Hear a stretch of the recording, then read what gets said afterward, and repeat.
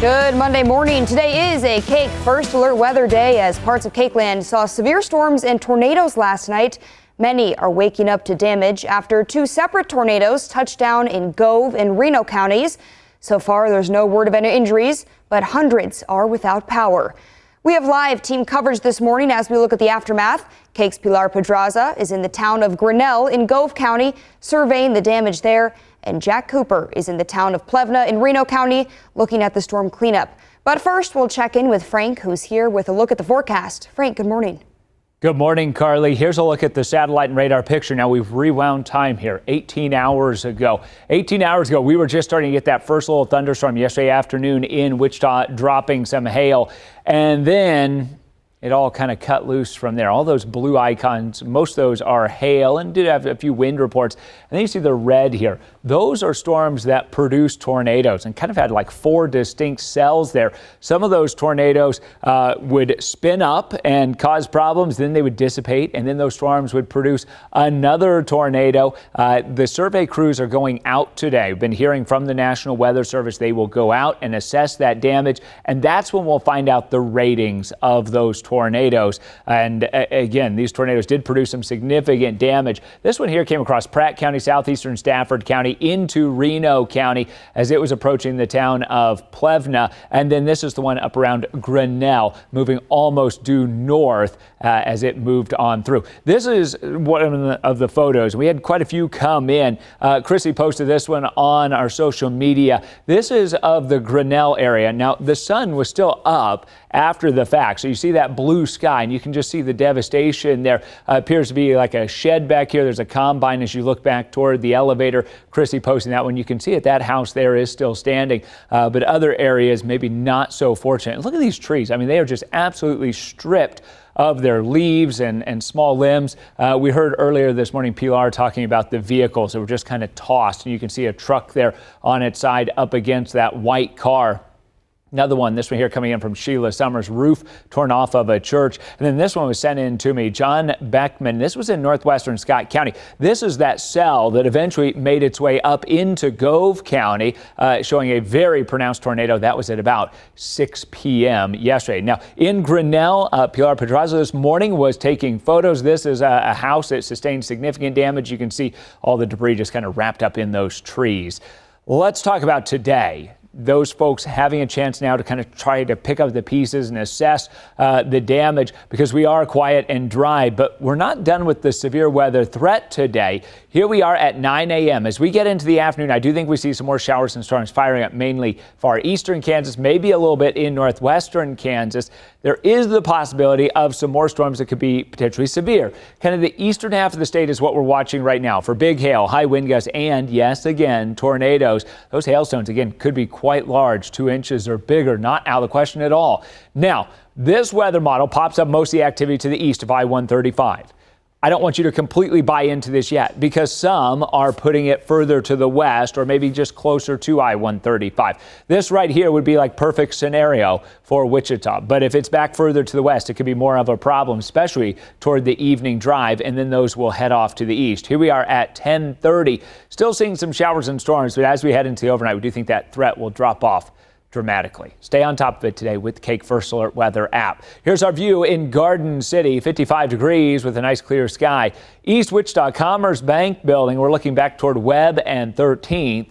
It's 71 degrees. And from downtown Wichita overlooking Equity Bank Park, we got the clouds overhead, but we're going to warm things up despite those clouds thanks to that south wind at about 18 right now. It's 70 in El Dorado, 59 in Hayes, 56 Garden, 59 in Colby. Here's a look at that forecast for today. Highs in the 70s and 80s. Now, that'll be dependent on whether or not you get that afternoon shower or thunderstorm, depending on the timing of that. Then 40s and 50s by early tomorrow morning. That severe weather threat really beginning to drop off. Here's a look at your 7-day forecast. 76 tomorrow, 78 on Wednesday, low to mid 70s Thursday, Friday. Shower storm possibilities picking back up again Friday, Saturday, Sunday. It's Memorial Day weekend. I know a lot of you have plans, and we're going to be watching that close for you. North Central Kansas, 74 Tuesday, Wednesday, low 70s Thursday, Friday. Chance of a shower storm Friday, Saturday, and Sunday. Low 80s for the weekend. Let's go to southwest Kansas. High tomorrow, 76, mid to upper 70s Wednesday, Thursday, lower 80s Friday, Saturday and Sunday with that chance for showers and storms. And northwest Kansas, 74 tomorrow, 76 on Wednesday, back to lower 80s on Friday. That chance for showers and storms as well for you as we wrap up the work week and head into the weekend. You can learn more about today's severe weather threat. Head on over to KAKE.com. Carly. All right. Thank you, Frank. And as we just saw from the radar, people in Gove County are waking up to a lot of debris left behind after the town of Grenell was hit by one of those tornadoes. KAKE's Pilar Pedraza has a look. We're on the far east end of town, and the tornado hit on the west end, but there's still plenty of signs of what happened here. Lots of debris in the area. This floor mat out of nowhere. We've got little pieces of paper that looks like they came from the gas station. Of course, these power lines, they're dead, I promise. All of the power has been turned off in town, and a downed power pole over there. Those are just some of the signs that you can see on this end of town, and you can see the lines of folks headed into town as they're working on beginning to start that cleanup process. This is what folks are tasked with cleaning up. We got this look inside Grenell earlier today, about 2 o'clock this morning, and you can see how badly damaged the town is on the west side. You've got houses that look like they're nothing more than piles of matchsticks, and others where it's nothing left but the foundation. Trees that have debris wrapped around the tree branches like Christmas tree garlands, and others that are completely denuded. All of the bark, all of the branches gone. That's just some of the damage that we're seeing throughout town. It's going to take a long time to clean all this up and rebuild. Folks taking that first step today. They began with a town meeting at 8 a.m. this morning with an update on what's next in that process of cleaning up and moving forward. We're expecting an update from him at any moment now. We'll have the latest for you on KAKE News at 11. From Grenell, Pilar Pedraza, KAKE News on your side. In Reno County, the town of Plemba also took a direct hit from a tornado. This is drone video sent from our KAKE First Alert Storm Tracker, Brad Ketchum, of the damage in Plevna. You can see just incredible video here from above. What's interesting is some houses you can see are completely hit, others completely untouched. But again, a lot to pick up this morning. This looks like a house was picked up and moved somewhere else, but almost looking like pickup sticks. That looks like either a storage unit, maybe a semi, a truck bed there. The roof of this house completely gone. Just devastating results there in Reno County. And we have our crews. They are now checking out the cleanup efforts. KAKE's Jack Cooper has been there all morning. And Jack, we just looked at some drone footage of the damage from above, but what are you seeing on the ground?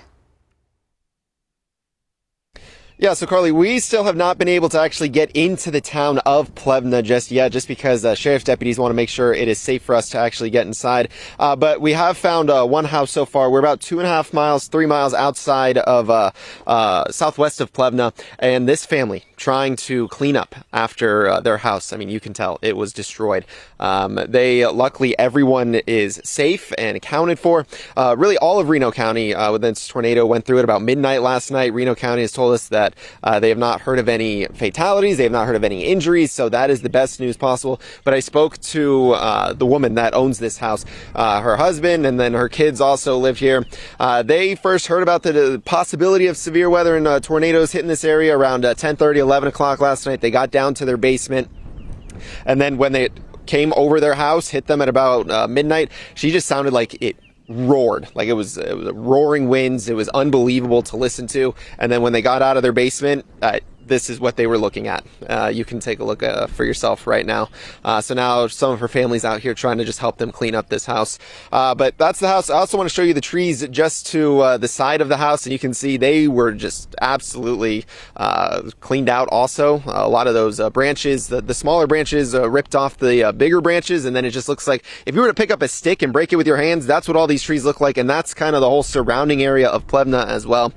So it's going to take a while to clean all this up. We're hoping to get into the town soon, because we've been told, you saw some of that drone footage shows that some have been destroyed as well. Some of those houses have also just been completely untouched. They're completely fine. Really incredible to see. I did want to show you this. This is a brick from the house there behind me, ripped in half, just completely ripped in half.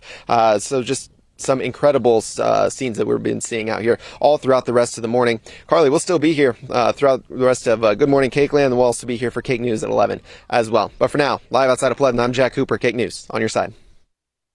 All right, glad that family is safe. Thank you, Jack. Parts of I-70 are reopened this morning after the storm shut it down from Hayesville to Colby. However, due to damage from the tornado that hit Grenell, eastbound and westbound traffic is reduced to one lane between mile markers 82 and 87 near Grenell. Exit 85 to the town remains closed. And of course, there are several communities that are still without power this morning. We'll take a live look at the current power outages. This is Midwest Energy. It's their outage map. Midwest Energy serves Reno and Gove counties. Right now, there are 343 total reported outages. I will say just about an hour and a half ago, this number was almost double. So crews are out there working hard, making sure that people are getting their power restored. Be patient with them. They've had a long night. And a few schools are closed today due to power outages. Kiowa County Schools, that's USD 422, is closed, and classes have been canceled in Reno County for USD 310 Fairfield due to storm damage there. We have a KAKE on your side reminder to be prepared when severe weather strikes. The Red Cross recommends having an emergency kit with food, water, shoes, extra clothes, and other supplies ready to go at any time. It says to have a plan in case you are separated from your family and know what to do if you need to evacuate. You'll also want to make sure your pets are prepared. The Butler County Animal Response Team suggests adding a spare collar and leash to your go bag and a supply of food and water for them. Also, any medications. That goes for you and your pets. Make sure their ID, tag, and microchip have the most up-to-date information. And make sure you have current pictures of your pet in case they get out of your home and you have to find them. Stick with KAKE as we continue to check in with our crews throughout the morning. And to keep an eye on the weather, no matter where you are, download our First Alert weather app. It has live radar, push alerts, and the forecast to keep you and your family safe. You can find it wherever you get your apps at. Best part, it is free. Very important to stay weather aware today. Again, we're going to be going out to our crews all morning, all throughout the day, reporting the damage.